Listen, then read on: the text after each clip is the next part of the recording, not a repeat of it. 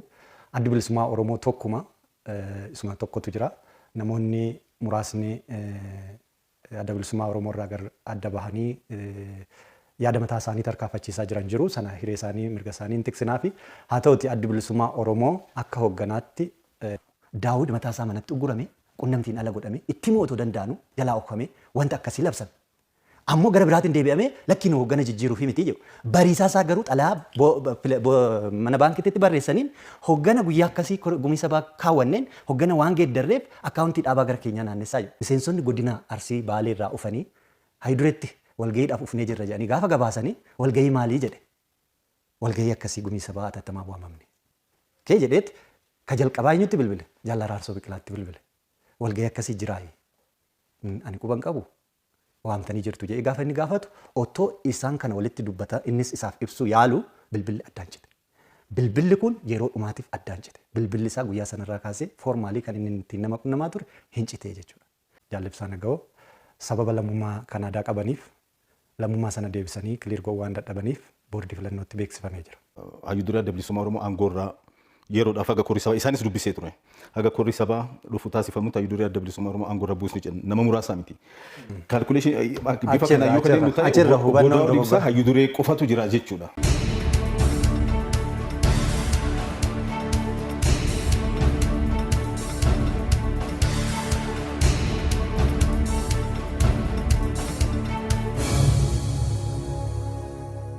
Battee Urgeessaan jedhama. Itti gaafatamaa dameessa qunnamtii ABO kan yerooti. Ayyee ka jalqabaatirraa ka'uuf miidiyaa kamiifuu dhaggeeffataa mataasaa waan qabuuf ejjennoo keenya ibsuu ni barbaanna.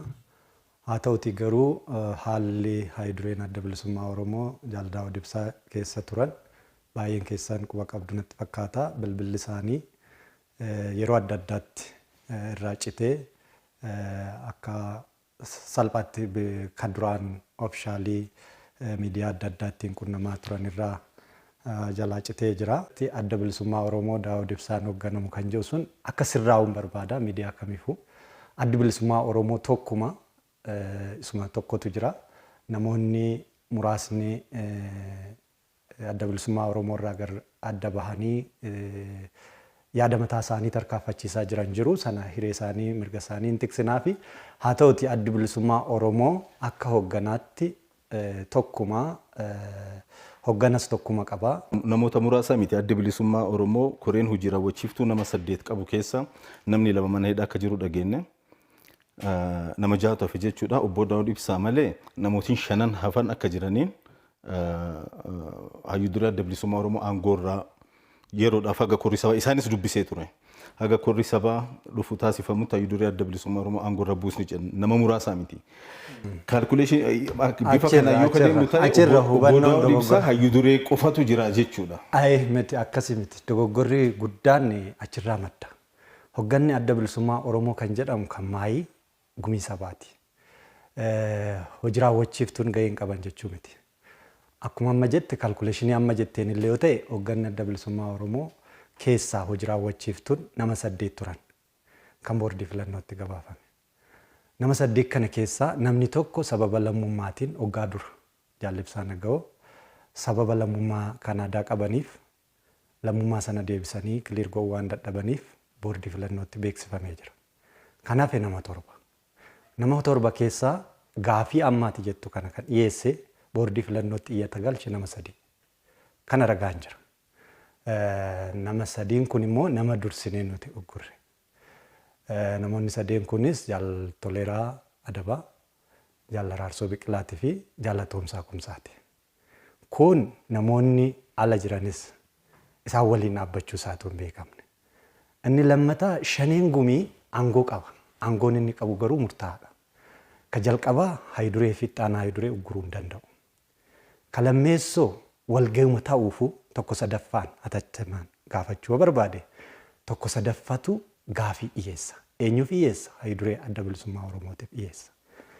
Shaneen gumii hatattamaan walgahii godhuu barbaannaati walitti nu qabi jedhanii iyyata galfu. Namoota jiran keessaa tokko sadaffaadhaan.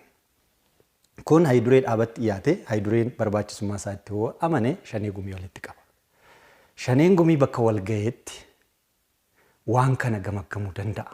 Haayiduree dhaabaa otoo aangoo itti qabaateewu aangoo itti hin qabu siin jedheen jira. Otoo aangoo itti qabaateewu badii kana raawwatanii jiru jedhee shaneen gumii bakka inni argametti taa'ee gamaggama. Gamaggama sana immoo koree seeraaf to'annootiif akeeka jedha seera keenyatu jedha.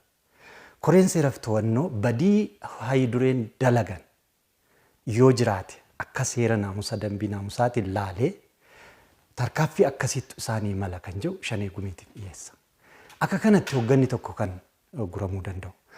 Akkuma sii kaase eega biyya kana galanii seera biyya kanaa wajjin madaqsuuf jecha addi bilisummaa Oromoo seera isaa fooyyessee jira. Seera fooyyesse keessatti hayyuduree fi itti aanaa hayyuduree daayireekt kora sabaatiin filataman. Kanaaf waamamni isaanii kora sabaatiin. Kun kora sabaa itti aanu irratti waan murtii ugguruu kan danda'u lakki. Ugguruu yoo barbaachise gumiin sabaa 2/3dhaan jira. Akka seera ammaan dura akka seera adda bilisummaa Oromootti hayyuduree fi itti aanaa hayyuduree eenyu fila? Dur kan dirree turetti gumii sabaa keessaa filama. Gumii sabaa hayyuduree fi itti aanaa hayyuduree fi miseensota shanee gumii of keessaa filata. Akkas ture. Ammoo hayyuduree fi itti aanaa hayyuduree addatti ugguruu yoo barbaachise gumiin sabaa 2/3dhaan murteessa. Sunis koree seeraaf to'annootti dhiyaate koreen seeraaf to'annoo dambii bulmaataatti irratti hundaa'ee ilaalee badiin irratti eerame sun mariif dhiyaate sun dalagamuu isaa mirkaneeffatee badiin kun dalagamee jira murtiin keeyyata kana kanaan adabbii aangorraa bu'uu yookaan yeroodhaaf ugguramuu yookaan miseensummaarraa haqamuu ta'uu mala. Akka badii sanaatiin yaada murtii dhiyeessa. Eenyuuf gumii sabaatiif. Gumiin sabaa sanarratti hundaa'ee waan koreen seeraaf to'annoo dhiyeesse sana akeekisan kuffisus fudhatee immoo duuba haala amma ta'e irratti wanni uumame maaltu ture akka isin hubattanitti haala amma duraan dursee hoogganni walgahii taasifame tokko ture. Walgahii san ka hayyudureenis quba qaba. Amma isaan waan as hin jirreef waan ani isaan irraa dhaga'anatu tarii isaan ta'e dubbachuu ni danda'a isaanii miti. Walgahii beekan hayyuduree walgahii san ni beekanii beekumsa isaaniitiin alatti walgahii godhamee miti. Garuu shirri as keessa waan tureef walgahii isaan beekansaa yeroo nuti goonu akka walgahii san hin beeknetti himaa turanii.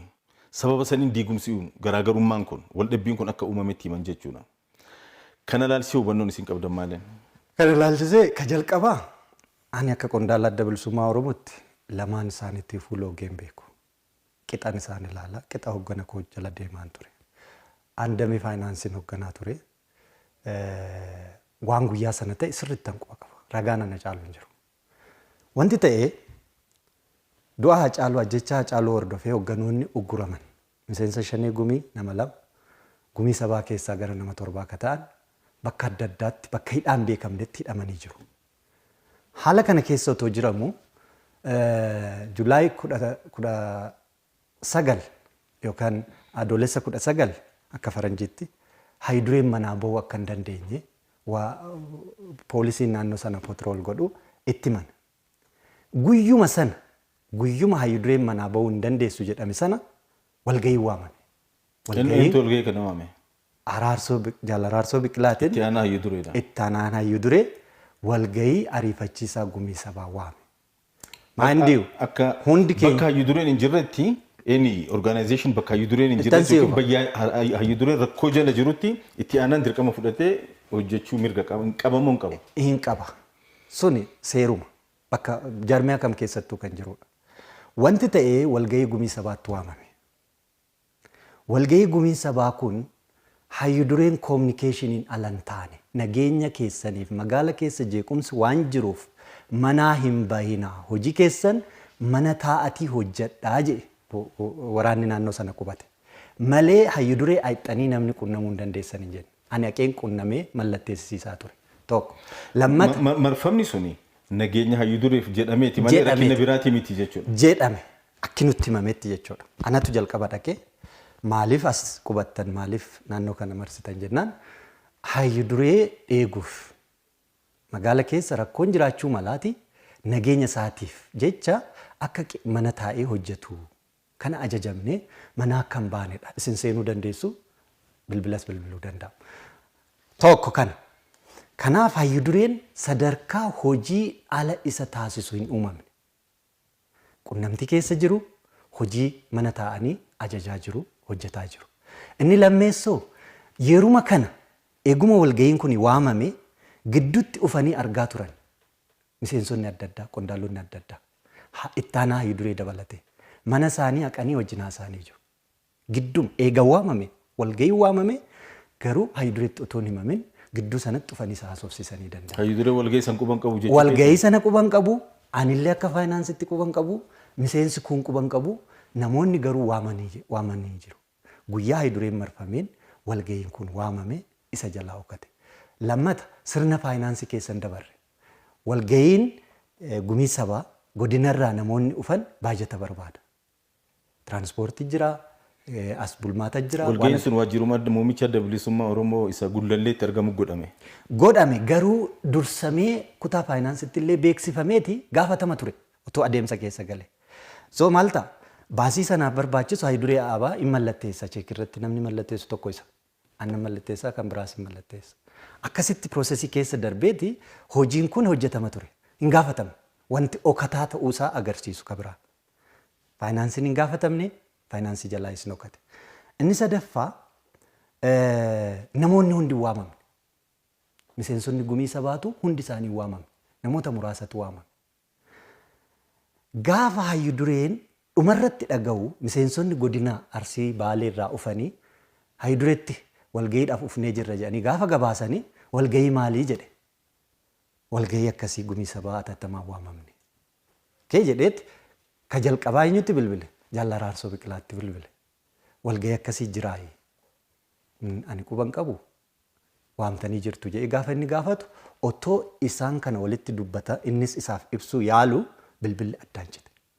Bilbilli kun yeroo dhumaatiif addaan cite. Bilbilli isaa guyyaa sanarraa kaasee foormaalii kan inni ittiin nama qunnamaa ture hin citee jechuudha. Kun tasan taane. Achiin booda borumtaa isaatirraa kaasee poolisiin federaalaa naannoo waajjira Gullallee marsuu jalqabe. Biyya kana keessa sochii siyaasaas ta'e sochii kamiyyuu biyya kana keessaas qaama seera eegee hojjechaa jiru. Poolisiin Finfinnees ta'e poolisiin federaalaas tiksuu dirqama qaba. Dirqama qaba. Yoo waamame. Wanni haaraa maaltu jira ree? Yoo waamame, yoo affeerame.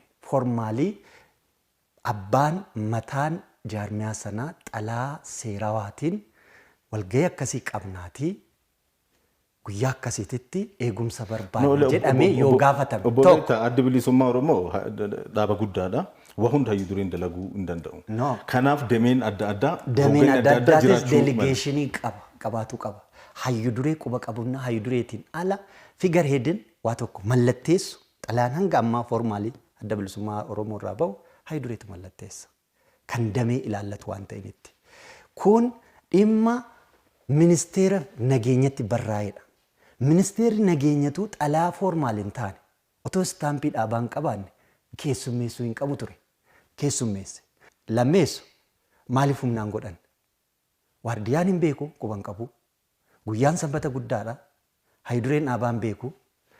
Ammoo sababa koovidiitiin walga'iin dhoowwamee jira. Nutillee jalqaba labsine waan kana.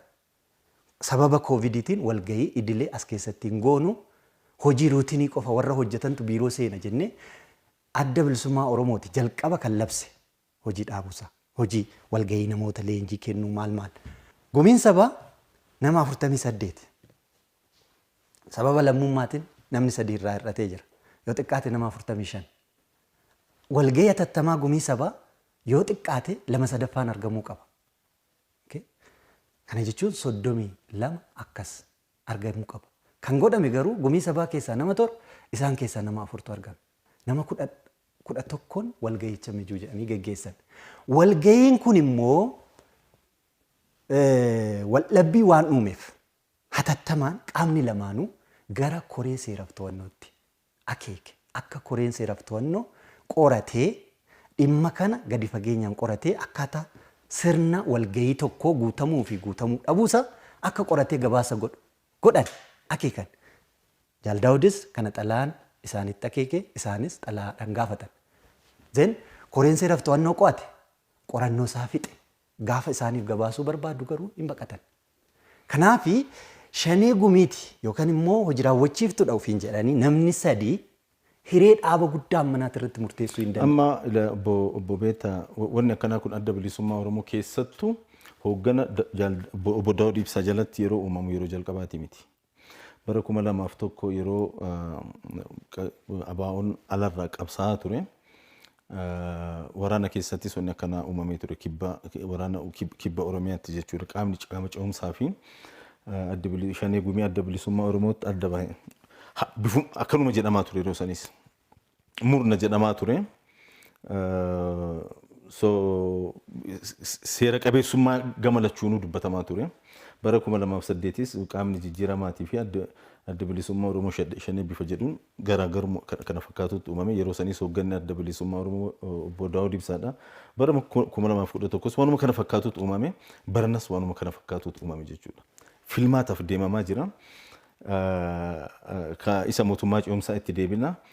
Diigumsi akkana obbo Daawud Ibsaa jalatti bara baraan waggaa 8 waggaa 10 eeggatee godhamu kun maal inni rakkinni isaa yoom dhaabata? Alaa kan dura akka kaafte ani keessan turre waan ta'eef waan hin beekne irraa dubbachuun xinnoo nama rakkisa. Maaliif uumame, akkamitti uumame, ulaagaa kamtu maqee, seera kamtu cabee kan jiru hin beeku. An biyya keessatti qabsaa'aa ture. Kan ammaa garuu sirriitti hin beeka. Amma seera qaba. Seera ittiin rakkina keessoo furatu qaba adda bilisummaa Oromoo. Kan kaawwate qaba dambii. Durii sinuma qaba adda bilisummaa Oromoo. Yeroo seera akkasii dhabeen qaba adda bilisummaa Oromoo dhaaba kamiyyuu caala seera ni qaba. Seera ni qaba. Kan yeroo sanaan dubbatu sin jedhu jechuudha malee rakkoon obbo Butta. Beeta seera qabaachuu miti bobatte. Elaa kan yeroo sanaa waan hin beekne irraan dubbadhu sin jedheen jira. Kan yeroo sanaa dambii kamtu cabee koreen seeraaf to'annoo qoratee maal jedhee eentu naamusa cabsee eentu dursee waan sana facaasee kan jedhu hin beeku. Qabatamaan ani bakka hin turre waan ta'eef. Kan ammaa garuu seerri kun boordii filannoo galee boordii filannootti raggaasifamee jira. Akkaataan ittiin hogganni rakkoo keessoo isaa furatu. Akkaataa ittiin walgahiin mijuu ta'u, walgahii waamamuu danda'u, walgahii eentu waama, hammam maalirratti hundaa'eeti, naamusa akkamiitiin maaltu nama adabsiisa kan jiru hundumtuu taa'ee jira. Kun boordii filannoo jira. Wayita wanti kun jirutti akkaataa dambii keessatiin wantoota furamuu qaban koree seeraaf to'annootti kenname. Koreen seeraaf to'annoo yeroo qorannoo isaa geggeessaa jirullee qaamni kun hiltanitti bahee ibsa labse. Ibsa koreen seeraaf to'annoo hin baasinaa jedhe labse. Hojii keenyaa isin jedhe yeroo ati sitti dubbate. Seera ittiin bulmaataa qajeelatti qabnaa. Seera kanas boordii filannootti beeksifnee qabna jettan. Boordii filannootti amantanii isin. Egaa boordii filannoo seeratti galchitanii amantiitti qabaattanii jechuun filannoo eegdan jechuudha.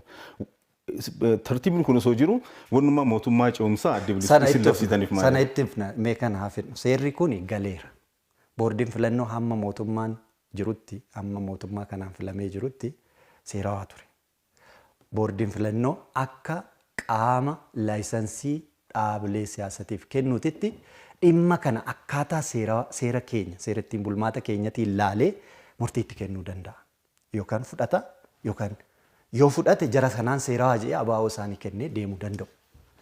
Garuu ulaagaan sii tarreesse sun guutame moo hin guutamne kan jedhu isaantu laaluu qaba. Seerri keenya isaan bira jira. Kuni ta'ee otoo jiru garuu namoonni kun bahanii nutu ABO bakka bu'aa. Bahanii inni nama tokkichaa. Bahanii gumiin sabaa hin jiru. Dhaabni gumii sabaa jedhamu hin qabu. Bittinnaa'ee jira. Kanaaf hiree nama 2 gumii sabaa keessaa nama 3 shanee gumii keessaa nama 5 kanaan murteessina jedhanii warraaqu. Kun sadarkaa qabsoon Oromoo irra geesses hin madaalu.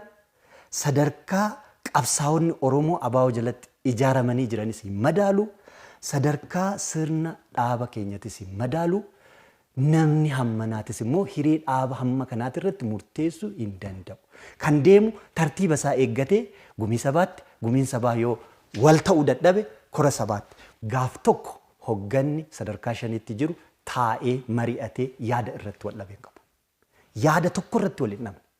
Tartiiba kanarratti ati Daawud kana goote kuni sirna dhaaba keenyatiin ala jedhanii gamaggamanii hin beekan. akkaataa hoogganni itti jijjiiramus immoo seerri taa'ee jira, koreen itti tubamee jira, hanga sadaasatti korri sabaa ni godhama jedhamee qophiin jalqabamee jira. Qophiin kora qopheessitu qophaa'ee heera kan fooyyessitu, sagantaa siyaasaa kan fooyyessitu, koreen filachiiftu kun hundi qophaa'ee hojiitti galamee jira. Marsaa tokko lamaan wal ga'anii jiru. Of jalattuu koree sabkomitee ijaarratanii jiru. Otoo kanaan jiru duuti Hacaaluu nu qunname. Sanarraa kan ka'e hogganoota keenya facaasuun jalqabame. Addi bilisummaa Oromoo biyya galee haala jarjarsa boordii filannootti galmaa'uuf qabu wajjin filannoo dhiyaataa ture, bareen gaddaa ture, filannoo miti. Bareen gaddaa filannoo godhamu wajjin jarjartii keessa waan tureef hogganoota 2017 filataman dabarsee jira walii gallee. Maaliif hoggaa tokko keessatti kora godhanna jedhamee waan walii galameef. Hoggana haaraa biyya keessa isin furanna jedhamee waan godhame. Qophiin barbaachisu hunduu godhamaa jira. Hoggana biyya keessa hayyoota biyya keessaa jiru hunda ofitti harkisee sadarkaa adda bilisummaa Oromoo kan madaalu hoggana ofii baafatuuf qophiirra jira. Otoo kanan qophaa'in ta'e anuu nan lola. Otoo kanatti hin jiramu ta'e yaadni isaanii sirrii ture. Daawud waan kana hanqisuuf jedhamu danda'a ture. Garuu Daawud kana keessaa qoodan qabu. Daawud mataasaa manatti uggurame, qunnamtiin ala godhame, itti immoo otoo danda'anu jalaa oofame wanta akkasii labsame. Ammoo gara biraatiin deebi'amee lakkiin hoggana jijjiiruuf miti jedhu. Bariisaasaa garuu xalaa mana baankitti barreessaniin hoggana guyyaa akkasii gumii sabaa kaawwanneen hoggana waan geeddarreef akkaawuntii dhaabaa gara keenyaa naannessaa jiru. Miidiyaa BBCtti ba'anii immoo lakkii ani itti aanaa Hayidureeti. Wanti jijjiirree hin jiru. Hayidurees waan geeddarree hin jiru jedhu. Xalaan borumtaa barraa'e garuu jiran harka. Sun dhugaadha. Hayyiduree jijjiirra hin jenne bariisaan. Hin jenne. Garuu boordii filannootti akkas baankitti akkas jedhanii barreessanii jiru.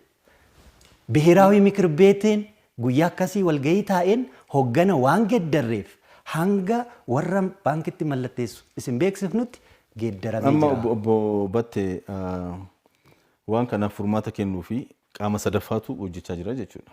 Qaama sadaffaa wayituun hojjetu. Boordiin filannoo qaama sadaffaati. Boordiin filannootis ammatti waan isa galchuu qabu. Seerri keessoo jira. Akkaataa wal dhibdee keessatti furatan jira kaa'ame. Manni murtii gadii waan laaluu qabu, manni murtii ol'aanaan hin laalu beeki. Kanaaf seerri keenya ka jalqabaa. Jechuma keetirraa fuudhee boordiin filannoo iyyata galee isaanis galchitan murtii maayii isaantu kennuuf deema. Heerumaaf seera keessan irratti hundaa'anii jechuudha. Murtii maayii otoo hin ta'in akkaataa seeratiin kan dhufetti keessummeessudha gaheen isaanii. Akkaataa seeratiin isaan dhufan taanaan isaan geggeessu. Adda bilisummaa Oromoo biyya keessatti karaa nagaatiin qabsaa'uuf biyya galtanii. Bakka lama diigamee jira jechuu danda'ama? Hin danda'amu. Addi bilisummaa Oromoo intaaktedha. Caasaan isaa hunduu irraa jalaan intaaktedha. Biyya alaa keessaan. Tokko namoota shanan nuyi uggura irratti fudhanneen ala namni caasaa adda bilisummaa Oromoon ala socho'ee hin jiru. Mee dhiifama naa godheeti. Waan tokko osoo hin gaafatin. Wanni akkanaaf waan deddeebi'ee fi yeroo afuraffaatiin yeroo wanni akkanaa uumamu jechuudha. Jarri kun jaallan bara dheeraa waliin qabsoo godhaa ture. Siigalee yeroo rakkoo keessa warra qabsoo waliin godhaa ture. Biyya ollaatti bosona keessatti rakkina adda addaa keessa warra waliin dabarse.